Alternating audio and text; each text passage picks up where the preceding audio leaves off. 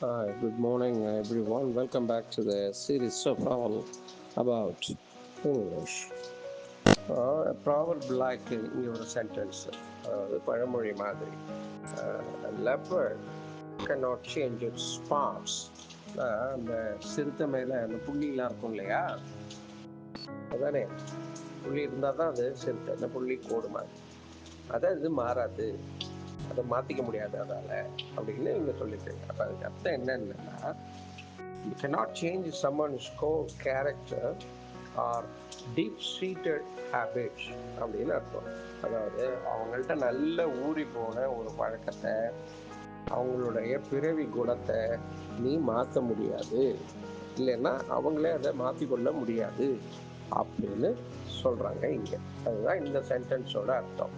leopard can't change its spots. அதான் இதனுடைய பொருள்.